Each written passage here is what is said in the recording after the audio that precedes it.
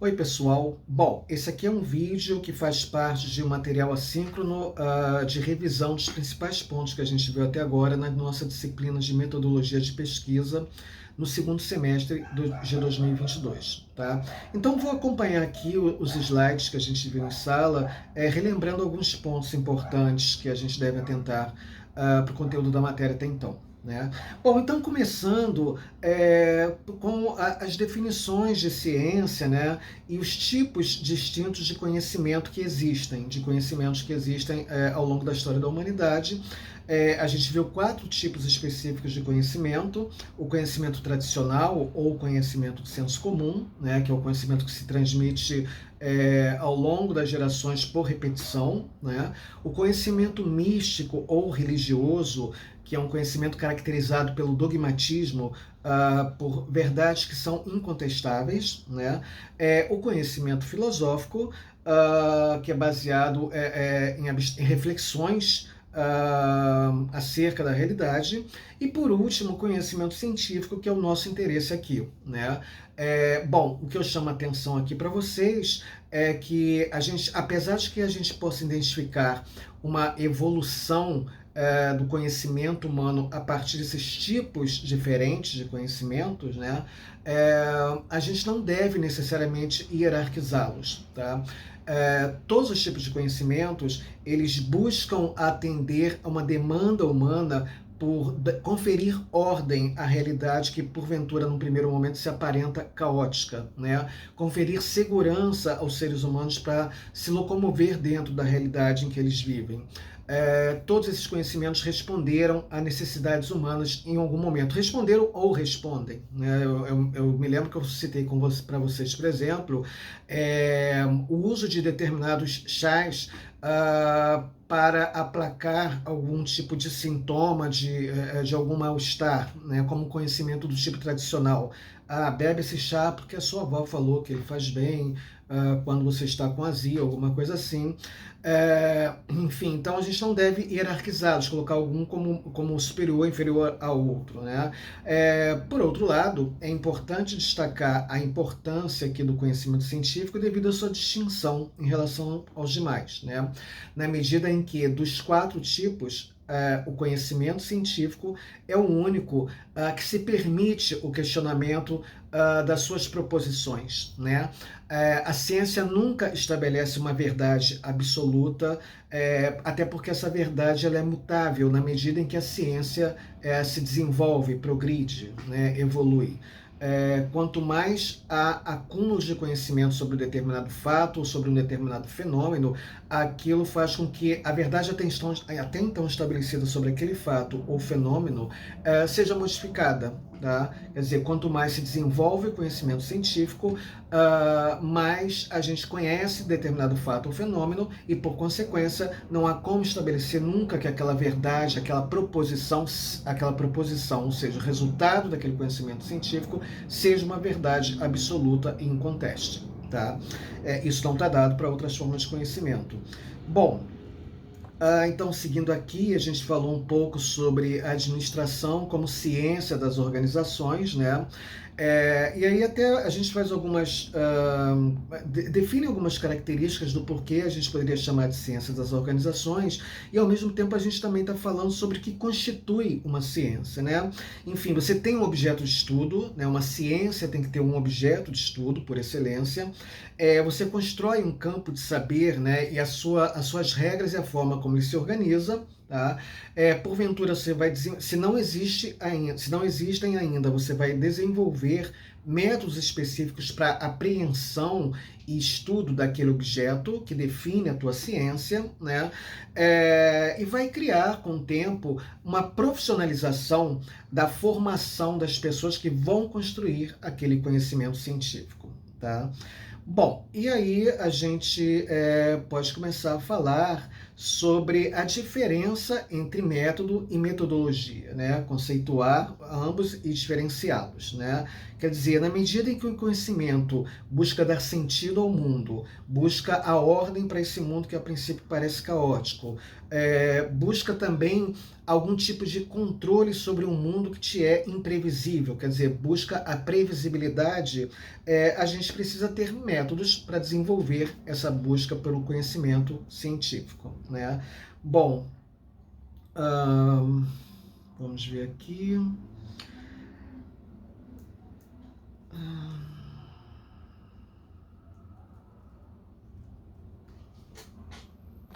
Bom, então, os tipos de conhecimentos, todos eles servem para dar ao ser humano, dar à humanidade uma sensação de controle sobre um mundo que a princípio parece caótico e cujos fenômenos são caracterizados também pela imprevisibilidade, né? Quer dizer, será que vai chover?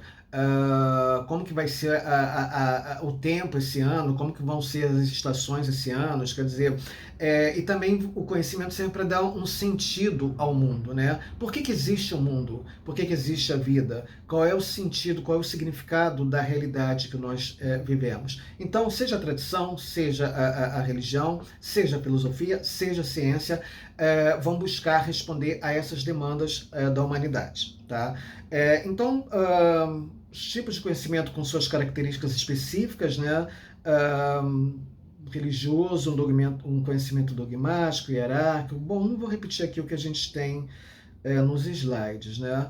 Mas eu quero destacar especificamente o que define o conhecimento científico em termos de características, né? A objetividade, tá? Isso significa o fato de que você estuda algo que você entende que é um objeto, então você tem um distanciamento em relação a esse objeto, por isso objetividade. Ter um método rigoroso, né, a forma como você vai aprender, estudar, analisar esse objeto, ele tem que ser feito de uma forma rigorosa, de uma forma que possa ser verificável por outras pessoas, né? Não basta você chegar à conclusão com relação a determinada pesquisa, ao estudo de um objeto, as pessoas, outras que têm a mesma formação que você, têm que ser capazes de verificar o seu resultado, repetindo os mesmos passos. Por isso a importância de um método, que a gente fala daqui a pouco. Bom, muitas vezes, principalmente na área das ciências exatas e da natureza, se estabelecem fórmulas, leis, né? Enfim, a lei da física, mesmo na sociologia, a gente costuma ter na área das ciências humanas, né, principalmente no final do século XIX, início do século XX, se tem essa propensão a se formular leis, fórmulas gerais acerca do comportamento de um determinado fenômeno social. Tá? Isso também acontece na administração, enfim. E o principal, que já falei agora há pouco e repito, quer dizer, a ciência se diferencia das outras formas de conhecimento porque ela pode ser questionada, quer dizer, a ciência ela é caracterizada pela falibilidade e pela refutabilidade, né? O que significa isso? Ela é passível de ser refutada por outras pessoas do campo científico, ela não é dogmática, né? A sua verdade estabelecida não é um dogma, é apenas uma proposição temporária acerca daquele fato ou daquele fenômeno, né? E falibilidade, porque também ela pode falhar. A ciência é o conhecimento que, no seu âmago, traz a percepção de que ela pode ser falha. Por quê? Há sempre algum fator que ainda não foi conhecido acerca de um fato ou de um fenômeno, ainda não foi devidamente pesquisado, há sempre alguma coisa a mais, alguma mudança que ocorre na natureza ou nas sociedades humanas que faz com que aquele conhecimento pode ser falho num determinado momento. Ele é provisório sempre, tá? Bom, então agora a gente começa a falar em algumas características outras da ciência que são importantes de serem discutidos para que a gente possa superar aquilo que eu chamo de reificação do conhecimento científico, né? O que seria a reificação? A sua objetificação, a sua cristalização como algo que seria impossível de ser questionado ou criticado, né? Bom, primeiro, e aí a gente fala de mitos da ciência. Pode ser curioso, né, associar o termo mito a uma característica de algo que é ciência, né? Mas, enfim, é próprio da humanidade essa forma de simplificar as coisas, né? Por exemplo, Eu estou fazendo uso dessa tecnologia aqui para gravar esse conteúdo e transmitir isso para vocês. Eu sei mais ou menos como fazer, ligar o aparelho e depois subir esse conteúdo para um serviço de streaming, depois pegar o link nesse serviço de streaming e publicar para vocês no Cigarra. Vocês vão saber como acessar, mas eu não sei explicar cientificamente como que se dá esse todo o processo, né? Como é que a minha voz, a minha imagem se transforma, sei lá, em bits e bytes, sei lá como é que se fala, e é transmitido através de um cabo para o computador, e como isso vai ser transmitido via internet para um outro servidor, enfim. Então, essa facilidade que a gente tem em operar a tecnologia, né, mas não entender a ciência que há por trás dela, acaba nos conduzindo a uma certa forma de reificação, né, de mistificação e, por consequência, de mistificação desse processo, né, por mais estranho que possa parecer o termo, e de mitificação da ciência, né? Parece quase uma coisa mágica. Eu pego um aparelho que a gente chama de controle remoto, aperto um botão e a televisão liga, né? Imagens chegam até a televisão, enfim, parece uma coisa mágica e a gente não, obviamente, no nosso cotidiano, no dia a dia, a gente não se preocupa em saber como isso acontece, né? Então, é esse tipo de forma como nós tratamos com o conhecimento científico e a tecnologia no nosso cotidiano, que permite que a gente incorra nesse erro da reificação, da objetificação da ciência, dessa cristalização do conhecimento científico, tornando como uma verdade em conteste, né? Isso nos leva a um discurso de autoridade. Eu me lembro que eu comentei isso com vocês, como é que muitas vezes propagandas de determinados produtos, geralmente produtos de limpeza ou produtos de higiene pessoal, ou até mesmo produtos de cuidados médicos imediatos, são vendidos pela propaganda com uma determinada característica que eu posso chamar aqui no caso de mítica, ou até mesmo de mística, na medida em que se usa dentro do discurso dessas propagandas, se usa um fundamento científico que não é explicado, e esse uso é feito através de um discurso de autoridade, né? Ou seja, use esse determinado detergente para limpar, para lavar a sua louça, porque ele foi produzido em laboratórios a partir de conhecimentos de químicos renomados que fizeram uma composição com várias substâncias que permite esse detergente render mais, né, e deixar suas louças mais limpas, os talheres brilhando, etc. e tal. E aí você vê imagens no qual a simulação de um laboratório, né? Pessoas geralmente de avental branco, de aquele guarda-pó, não sei o termo que se usa, né? Avental, guarda-pó, jaleco branco, com caras muito sérias, aqueles óculos de proteção e com uma pipeta, um tubo de ensaio na mão, tal, e a voz em off dizendo, né? Que, enfim, foram feitas experiências, enfim, com substâncias, tal, e chegou-se à composição daquele detergente que é o melhor possível, um avanço tecnológico direto da NASA para sua cozinha, enfim. Isso é um discurso de autoridade, né?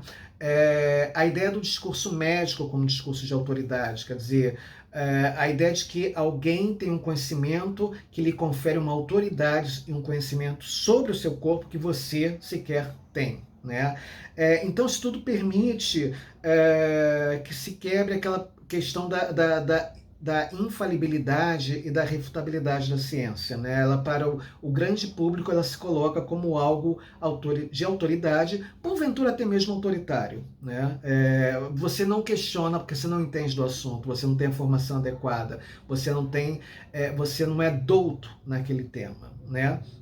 Um outro mito da ciência, e esse aqui é muito importante a gente atentar a ele, né? Primeiro eu falei discurso de autoridade, o segundo mito da ciência para o qual chama atenção é a neutralidade, tá? Isso é muito importante a gente atentar para ele, porque a gente depois segue para a discussão acerca do método e das metodologias. Bom, neutralidade como um mito da ciência, né? Quer dizer, a ciência tem que ser neutra, né? A ciência não deve tomar partido, tá? A gente tem ouvido isso muito ultimamente, né? Com os usos políticos que se faz de conhecimento científico, de informações acerca que se fundamentam em questões científicas, mas o que se coloca, a ciência é realmente neutra? Então é preciso aqui, mais uma vez, a gente fazer a distinção do que é neutralidade para o que é objetividade, né? A ciência tem que ser neutra, ok, mas a ciência, a principal característica dela é a objetividade. o distanciamento entre eu, pesquisador, e o meu objeto de pesquisa. É tratar o fato ou o fenômeno de pesquisa como um objeto. Se ele é um objeto, ele não é o meu sujeito, ele não é o meu eu, é algo que está fora do meu eu. Tá? Então, objetividade, repetindo, é essa distância do pesquisador para o objeto. É tratar o fenômeno ou o fato social, o fenômeno da natureza, um fenômeno social, o fato social, como algo que não sou eu. Tá? Que é distante de mim, que não é uma extensão da minha pessoa. Né? Isso é objetividade. Agora, a questão da neutralidade é em que contexto a ciência acontece. Né? A ciência acontece num contexto econômico, num contexto social, num contexto político, num contexto cultural específicos. Tá? Seja uma ciência humana, seja uma ciência da natureza, seja uma ciência exata. Quer dizer, eu tenho que primar pela objetividade na forma de tratamento do meu objeto de pesquisa. Eu tenho que primar pelo distanciamento entre eu e o meu objeto de pesquisa, e isso eu faço a partir do método, a partir da metodologia, a partir do modo como eu vou construir e testar hipóteses, enfim. Por outro lado, a ciência não acontece num vácuo. Eu não estou fora do mundo realizando ciência. Né? Eu não estou numa dimensão à parte realizando ciência. Eu estou dentro desse mundo objetivo, desse mundo material, né, do mundo concreto, produzindo conhecimento científico. Né? E para a produção eu preciso ter recursos. Né? E esses recursos muitas vezes na maioria das vezes, são recursos financeiros. Quer dizer, tem também o recurso de conteúdo. Quando eu vou entrevistar uma pessoa para uma pesquisa, as informações que ela está me passando pela entrevista são recursos de pesquisa. Né? Se eu vou buscar dados numa determinada fonte de dados governamental, aquilo ali vai se tornar recurso, né? Insumos também para a minha pesquisa. Mas, enfim, tem também como que eu realizo isso tudo? Eu preciso ter recursos financeiros. Né? Então, porventura, o exemplo que eu dei em sala enfim, imagina uma situação no qual a pessoa tem uma doença rara, que foi descoberta há pouco tempo, e se tem o conhecimento que ela hoje atinge menos de 1% da população mundial. Né? Ao mesmo tempo, a gente tem uma situação ainda hoje de um novo coronavírus que causa a Covid-19, que tem apresentado mutações, né?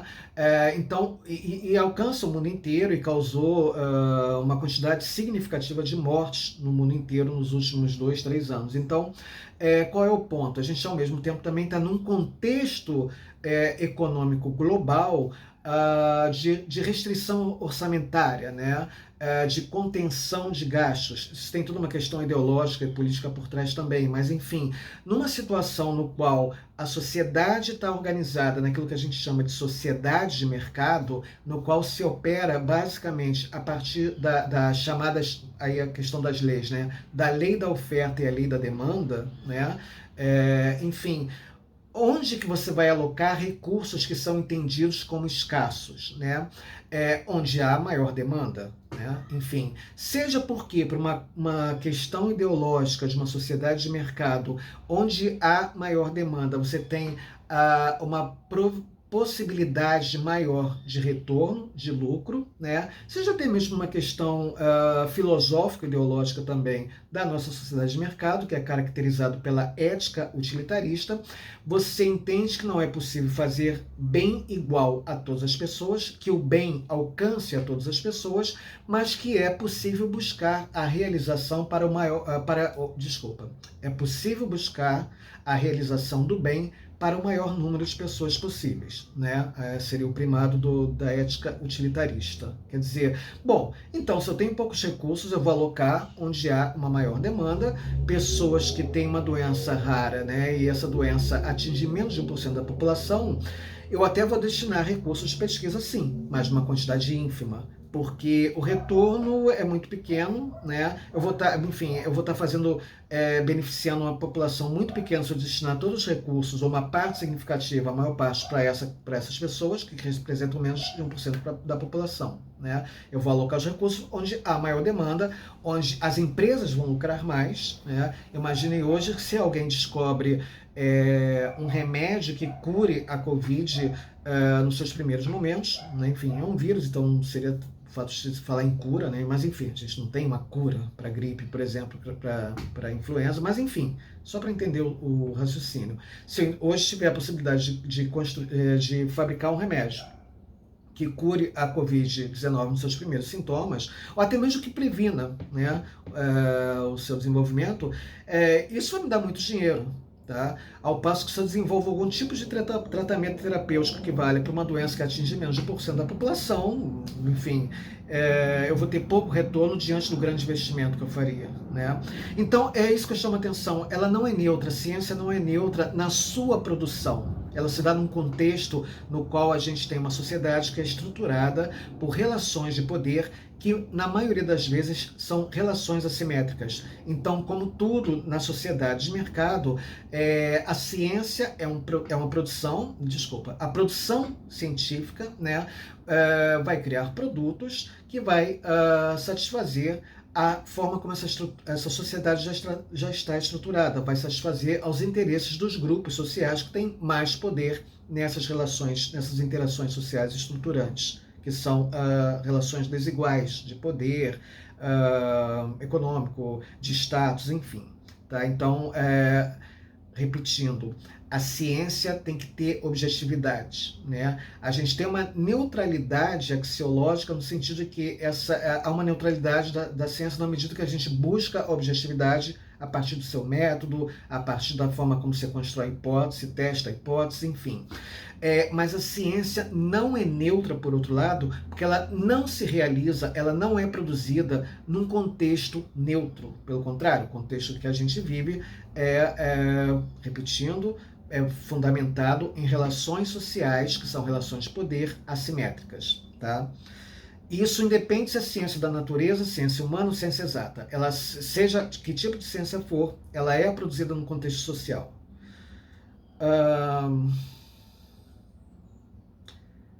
Conhecimento científico como um caráter provisório, quer dizer, isso aqui a gente falou que, eu acabei de falar agora há pouco, né? Quer dizer, caráter provisório, conhecimento científico, ele é perene, ele está sempre a ser evoluído, a ser desenvolvido, é um termo melhor, né?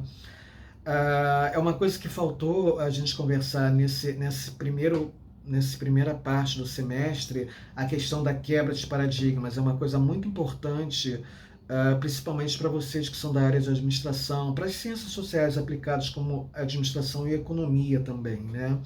A gente vê isso mais tarde, é bem interessante isso para vocês, né? Porque a administração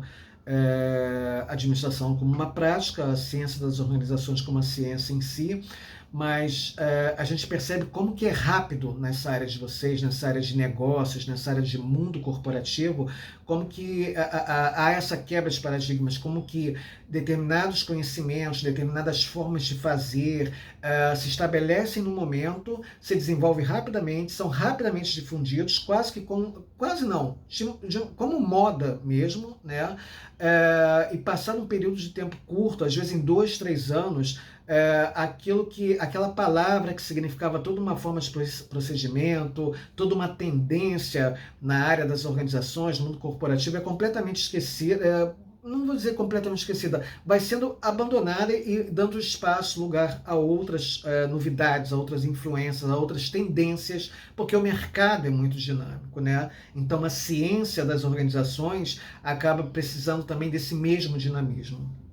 Bom, e aí então é importante a gente começar essa distinção entre método e metodologia, né? Também uma coisa rápida, eu já falei isso bastante em sala, isso aqui como revisão, eu já estou até me estendendo demais, mas enfim, gosto sempre de lembrar aquela definição que eu dei para vocês, né? Método é o caminho, né? É o conjunto de passos, de procedimentos, de etapas que a gente precisa cumprir para chegar ao objetivo da pesquisa, né?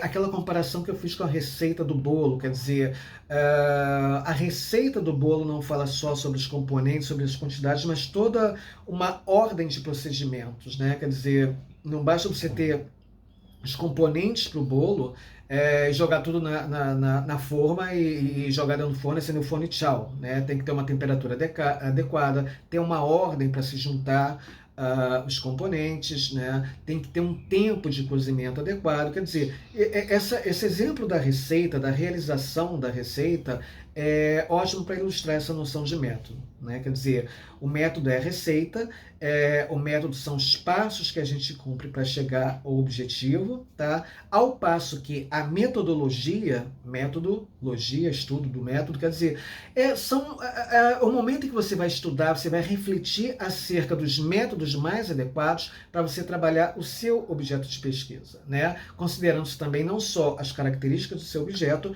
mas também os recursos financeiros que você tem para realizar aquela pesquisa, o tipo de campo que, bom, enfim, eu vou fazer campo, vou fazer só um levantamento bibliográfico, nesse campo eu vou fazer observação participante, eu vou fazer um trabalho etnográfico, os dados, eu vou utilizar dados qualitativos, fazer entrevistas, ou vou utilizar dados quantitativos, né, recolher porventura recolher estatísticas de algum órgão governamental e depois trabalhar esses dados estatísticos. Quer dizer, de acordo com o meu objeto, com a circunscrição que eu faço do objeto, e de acordo com os recursos que eu vou ter disponíveis para a realização da pesquisa, eu vou definir quais são os métodos mais adequados, né? Então, esse trabalho de fazer essa definição e legitimar essa definição é a metodologia.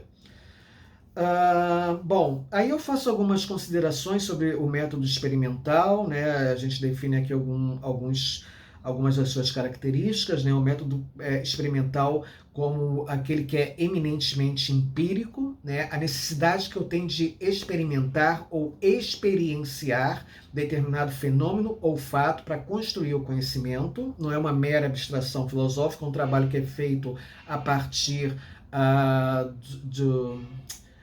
a partir de algum conhecimento já formulado por outras pessoas anteriormente, né?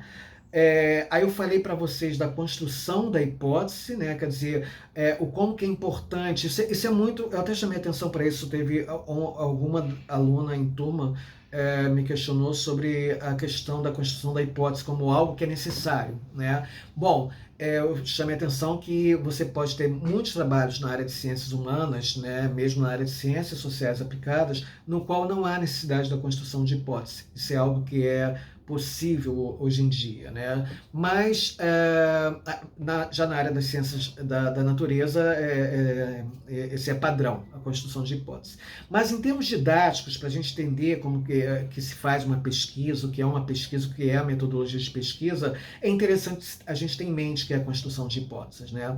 Quer dizer, você tem, eu gosto sempre de lembrar isso, eu falei em sala e vou me repetir aqui, né? Quer dizer, a hipótese, né, como uma tese menor, né, um momento menor, mais baixo, por assim dizer, do que viria a ser a tese futuramente. Quer dizer, é uma opinião bem formulada, bem formada, que você já tem acerca de alguma coisa e que a pesquisa vai comprovar ou não, né? Então, primeiro você tem essa perspectiva, você vai levantar dados, você vai organizar esses dados, você vai analisá-los e você vai então testar a hipótese, validando a hipótese ou não, né? Mesmo uma pesquisa no qual não há validação da hipótese, essa pesquisa é válida também, né? Eu me lembro daquele exemplo que eu dei para vocês, né? Se existe vida extraterrestre, né? Existe vida fora da Terra. Não, primeiro ponto é circunscrever o objeto. O que é vida, né? O que a gente está entendendo por vida, né? Segundo ponto, entender o que seria a vida extraterrestre, fora da Terra. É o que? É uma vida orgânica complexa, ou um vírus, uma bactéria, a gente entende como vida. Vida pode ser atribuído a vírus, enfim. E depois disso, bom, enfim, a partir disso você então vai trabalhar o método mais específico para responder essa pergunta, né? Levantando os dados e estudando esses dados de modo que você possa comprovar ou não. Não comprovando, dizendo, olha, enfim, há vida fora da Terra? Não, não há, né? Até onde se saiba hoje, né? Até onde o conhecimento científico avançou hoje, eu defini, né, que vida extraterrestre que eu estou buscando aqui, no meu objeto, na circunscrição do objeto, eu defini que seria uma vida orgânica complexa e, nesse sentido, não há como afirmar que a vida orgânica complexa fora da Terra, extraterrestre, né? Então, a hipótese foi invalidada. Isso também é conhecimento, né? Você também constrói um conhecimento na medida que você também está refutando uma hipótese. Você avança a ciência na medida que outra pessoa não precisa cumprir as mesmas etapas, fazer a mesma pesquisa para concluir a mesma coisa que você. Vamos ver aqui mais o que. Bom, e aí é importante a gente fazer uma distinção dos métodos das ciências da natureza para os métodos das ciências humanas, né?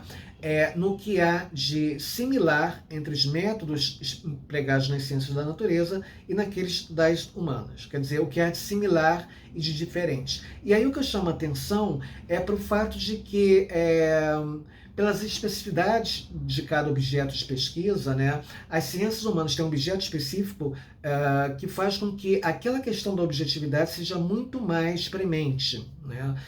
Então, como manter a objetividade em relação a objetos de pesquisa que são outros seres humanos? Que porventura pode ser interações sociais que mesmo no qual eu não esteja envolvido diretamente naquela interação social específica que eu estou estudando, mas ela me afeta em alguma medida, né? Imagina que eu estou trabalhando com estudos organizacionais e estou estudando relações entre chefia e subordinados numa determinada empresa. Eu posso não trabalhar naquela empresa, né?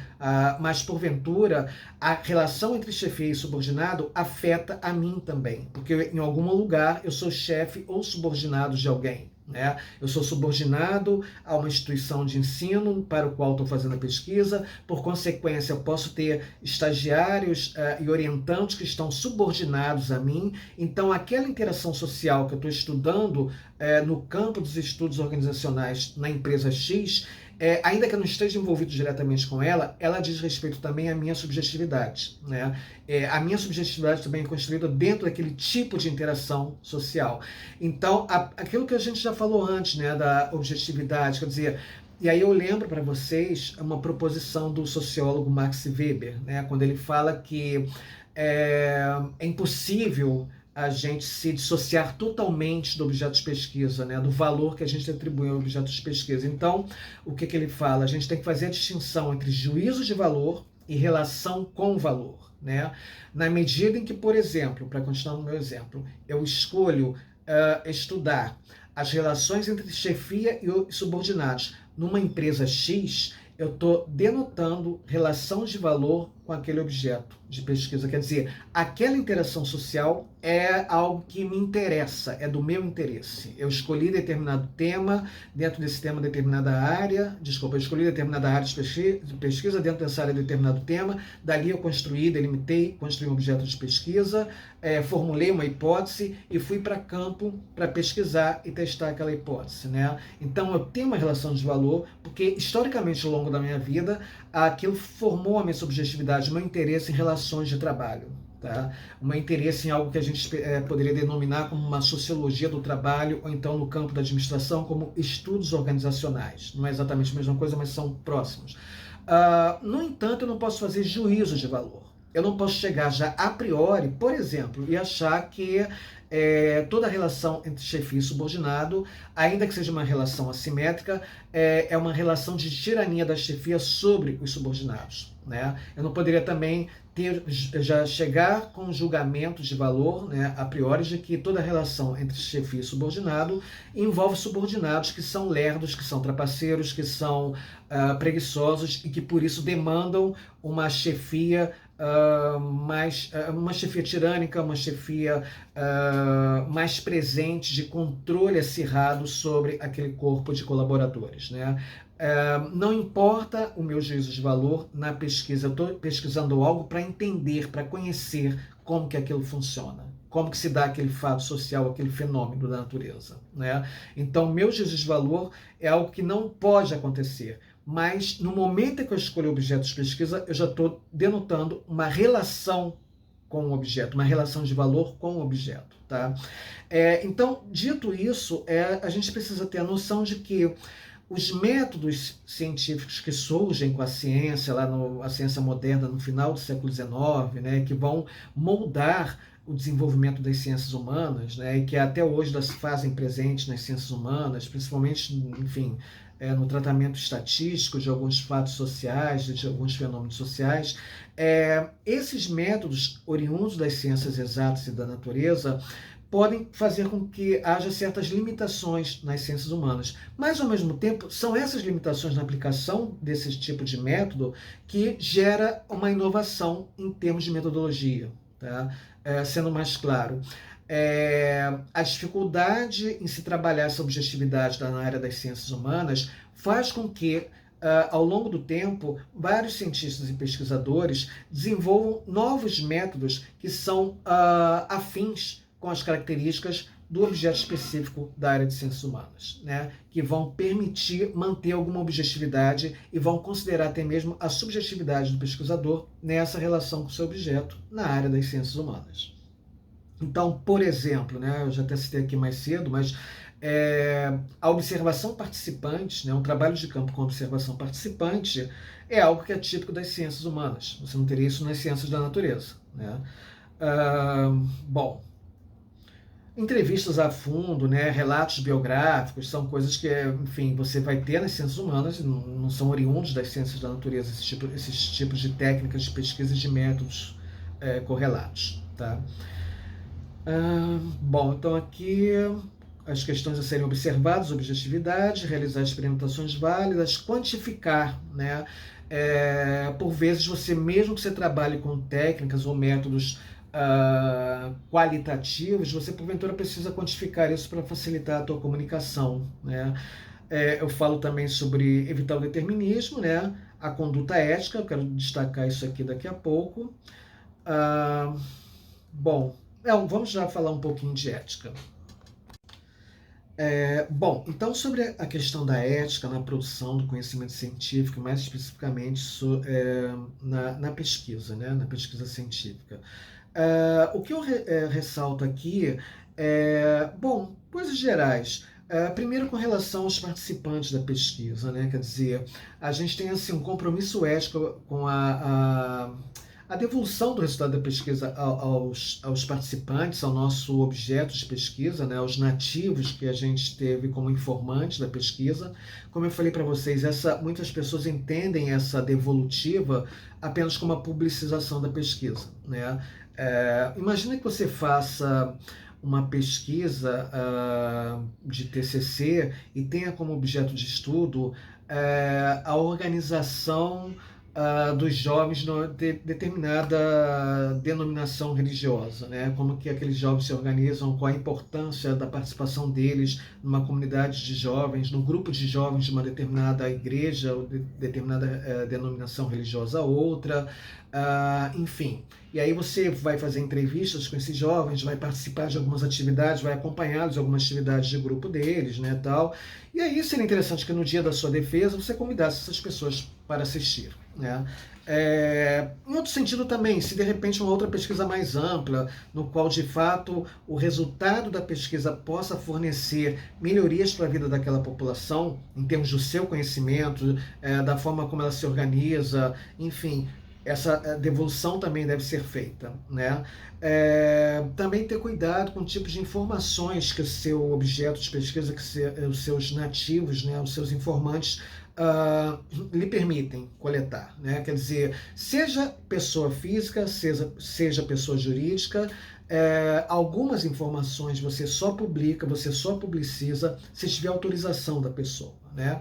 Imagina, por exemplo, que você faça uma série de entrevistas profundas, né, de relato biográfico, ou enfim, até mesmo de relatos que vão te ajudar a entender determinado fenômeno histórico da tua cidade, ou determinado funcionamento de algum órgão da tua cidade, ou a própria história da tua cidade, alguma coisa, você vai entrevistar algumas pessoas, algumas delas você vai fazer mais de uma entrevista longa. Né? Em algum momento essa pessoa pode falar, olha, eu vou te explicar aqui uma situação que aconteceu com uma determinada pessoa que vai te ajudar a entender melhor determinado fato. Né? Mas, por favor, não publica aí, não cita essa pessoa, tal. Então, enfim, você não faz isso, evidentemente. Né? A mesma coisa uma pessoa jurídica. Porventura você possa trabalhar numa empresa que te permite, uma pessoa jurídica, empresa privada, né? Você pode trabalhar numa empresa que de repente te permite acesso a alguns dados, mas aqueles dados podem ser sigilosos, não diria nem sigilosos, mas podem ser dados que não é de interesse da empresa serem publicizados, né? Imagina se você trabalha numa financeira, num banco, num escritório de contabilidade, que há ali informações sobre a clientela.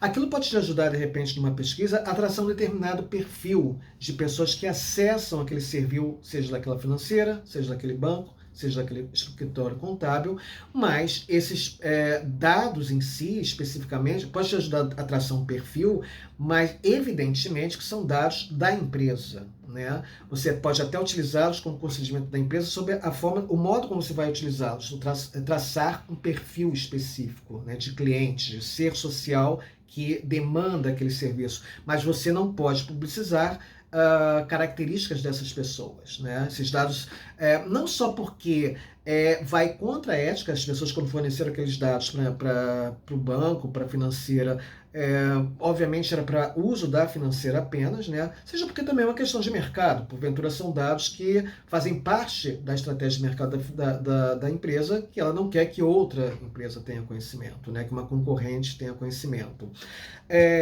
Dados públicos, enfim, sendo dados que são públicos, então não teria nenhum problema com relação a isso, né? Dados quantitativos.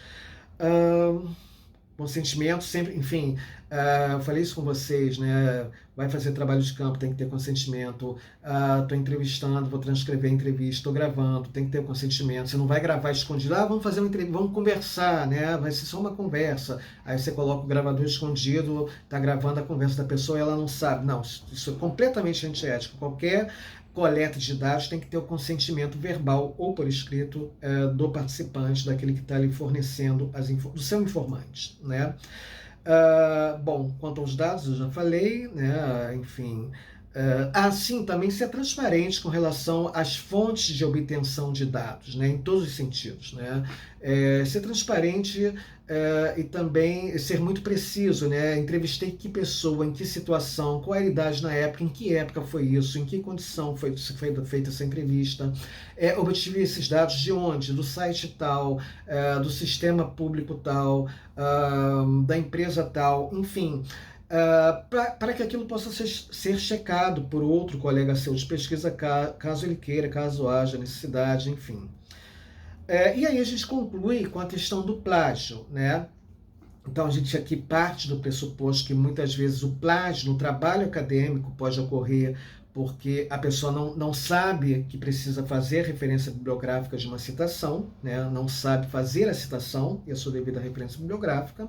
É isso que eu mais chamei a atenção nas aulas, que é uma questão mais prática para a gente ao longo de toda a nossa formação, dentro do nosso curso.